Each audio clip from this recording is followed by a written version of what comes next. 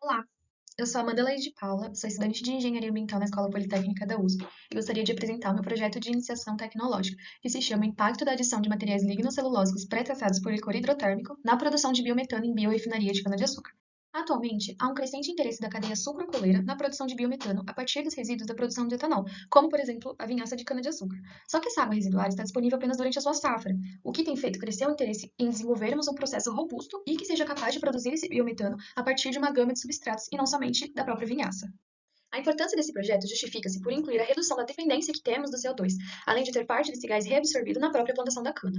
A digestão anaeróbia também é uma tecnologia já consolidada no nosso país, permitindo grande exploração da mesma. E, por fim, os resíduos que antes eram descartados no meio ambiente agora passam a ter um valor agregado, retornando à cadeia produtiva.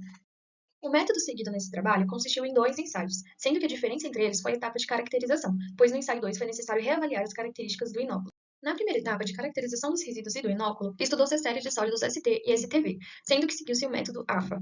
Definiu-se para cada substrato duas parcelas, o STV e o ST, sendo que o STV é os sólidos totais voláteis, ou seja, a fração dos sólidos totais que se volatilizam, ou seja, evaporam, após o aquecimento. E os sólidos totais é a soma de todos os materiais dissolvidos e suspensos em uma amostra e medidos após a evaporação e a secagem. Os testes de estanqueidade foram realizados em todas as triplicatas de amostragem, até que não se observasse nenhum vazamento de gás, para garantir a confiabilidade das coletas nos posteriores dias de análise.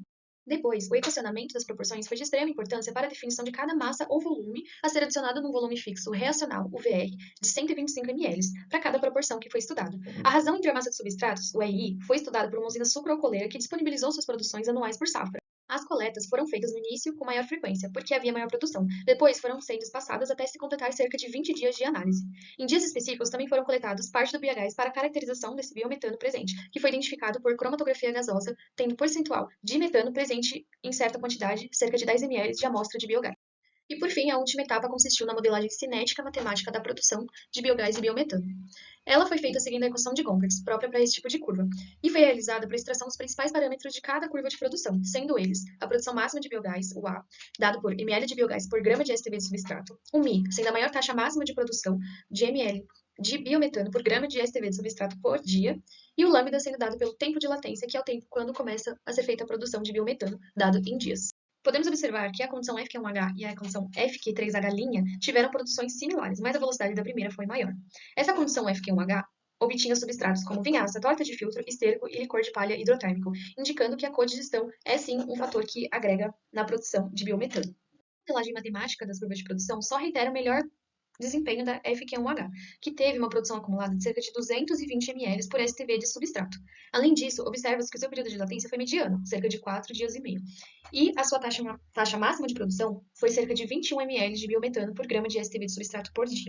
Para o ensaio número 2, a mesma condição FQ1H apresentou produção extremamente baixa, representada pela curva azul, quase mínima, e pode-se concluir que algum fator passou a atuar de maneira tóxica para o inóculo que já estava envelhecido, já que essa análise foi feita alguns meses depois da primeira análise.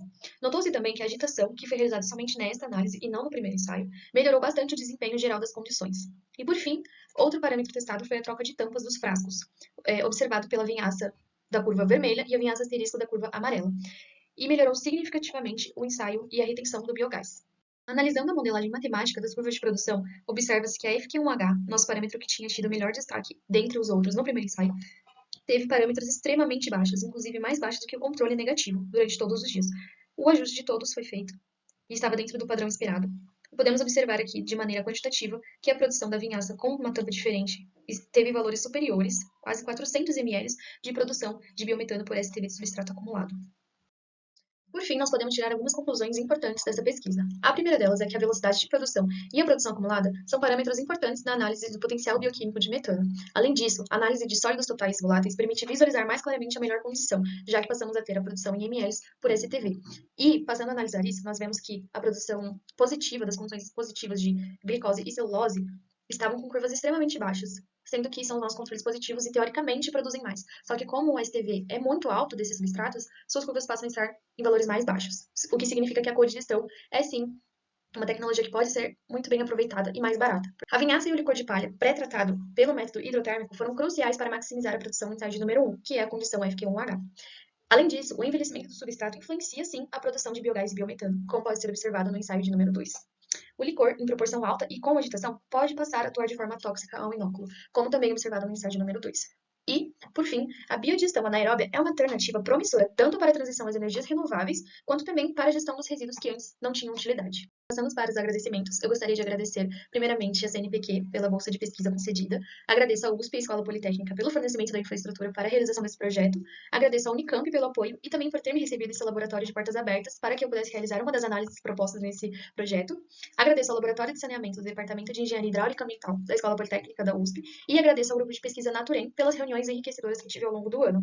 Por fim, agradeço ao Cicusp pela oportunidade de apresentar minha pesquisa a toda a comunidade. Muito obrigada.